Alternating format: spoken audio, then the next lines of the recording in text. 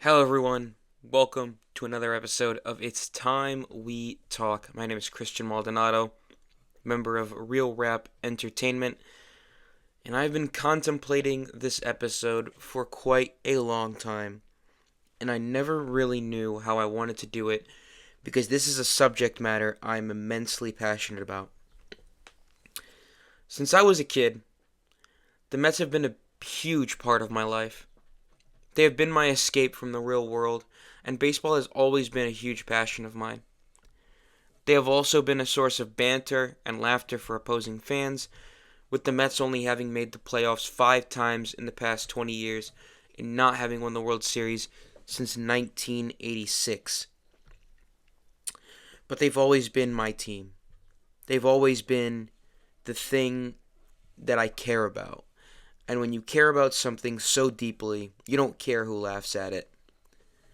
What is happening to them now, facing a 12-game losing streak at the time of recording, is nothing short of disgraceful. You look at the discourse between Mets fans looking for someone or something to blame, and it is foolish to try to name one thing or one person who is responsible for this. The truth is, the franchise is rotten. From the bottom to the top, it is a rotten franchise. There is not a single bright spot that I can find amongst this entire team. Nobody is hitting. The pitching isn't nearly good enough. Carlos Mendoza, the manager, is putting out ludicrous lineups and sounding immature and ignorant in his post-game press conferences. And there is David Stearns and Steve Cohen, the GM and the owner of the franchise.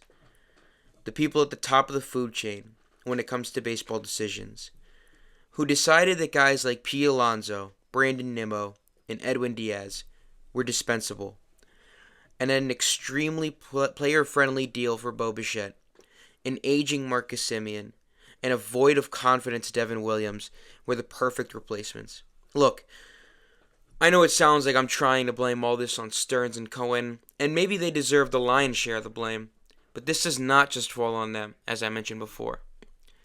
What you are seeing is a team who has given up in April.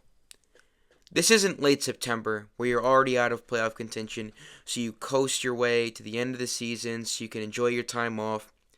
The weather hasn't even gotten warm yet.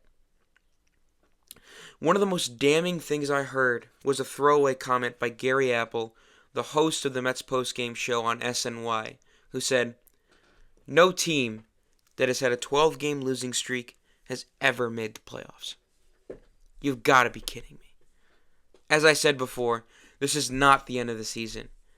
Baseball season has barely started, and this team have given up on themselves, each other, and most importantly, their fans. I don't care if they would disagree that they have given up, because they have not given me a reason to think differently. There is no player, bar young starting pitcher Nolan McLean and reliever Huascar Brasoban, who is having an average season for the Mets at the moment. Expectations have always been high, no matter what players are on the field, who is managing them, who is making the baseball decisions, and who the owners are. I've seen Mets teams with better lineups than the one we have this year. I've seen worse teams with worse lineups than the one we are having this year play with more heart, have more success than what I'm seeing. It pains me to say all this because for a long time, I really have not been a huge fan of the Mets fan base, even as a Mets fan. I think that rightly or wrongly, they are too impatient, too relentless, and in some cases, far too unrealistic. The fans who believe that every year is our year, one of our players is the best player in baseball, we can beat any team, and other things like that, I have never been in agreement with. It doesn't make me any more or less of a fan than them, and I never said that they are not true Mets fans. I say this because I find myself agreeing with the people I used to disagree with.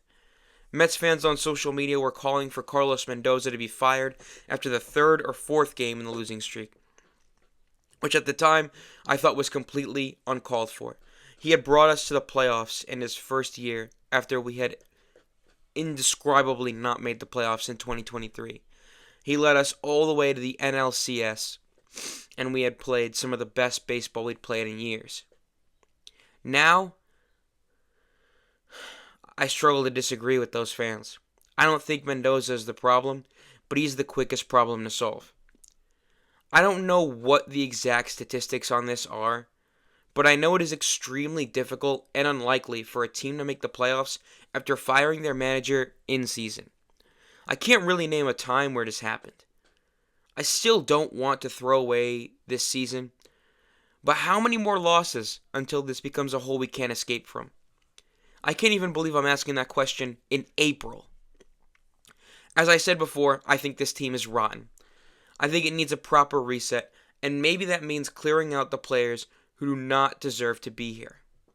That is a very drastic step to take 23 games into a 162 game season, and we could be looking at this episode in October when the Mets are in the playoffs somehow, but I refuse to fall into the trap of delusional Mets fans of the past. I see this team for what it really is. The day I'm recording this, Juan Soto is due back from the injured list, and I can safely and confidently say that his return will not change anything. Juan Soto is an excellent baseball player, one of the best in the league. He's one of the only few that I can say he is one of the best players in the league. But he's not a magician. He himself cannot turn rot into gold. We might get a win tonight. People might start to say that we can turn it around, but I don't think that's the case. We may win a few games, but there are large issues in the club that need to be resolved before I can believe in anyone again. I've run out of words to describe the people attached to this franchise, and I honestly cannot see how this gets better. Ideally, the season would end tomorrow so that we can make the big changes we need to make and start all over again. But we are less than 15% of the way through the season. 15% of the way through the season. This is the first time that I've ever gotten the chance to really speak into words the feelings I have for this team. Over the past week and a half, I've just tried to see if I could ignore it. Focus on other things, play some golf, watch some playoff basketball, do something that's not watching the Mets. Because when you have something that takes away from your happiness, that takes away from your distraction of the real world, it is painful. Let me know your thoughts. Am I speaking sense or am I speaking nonsense? I would love to hear your thoughts on this because I feel like I just let everything out. I'm tired. Tired of caring as much as I do about people who don't seem to care about me and the fans that put money in their pockets. I wish my team actually gave a damn. The players, the manager, the front office, the owner, show us you actually care about this team half as much as the fans do. And as I said before, I don't care if this sounds ignorant or if this sounds, you're putting words or you're putting thoughts into the players, the manager, the owner, the front office's mouth. I don't care. Because having watched the Mets as often and for as long as I have, I know when a team has down tools. I know when a team has given up. And it is embarrassing that I'm even saying that and we haven't even hit May. It's April 22nd. And the Mets are doomed. Where do we go from here? Anyways, I just spoke a lot without really taking a breath. Thank you all so much for listening. Please be well.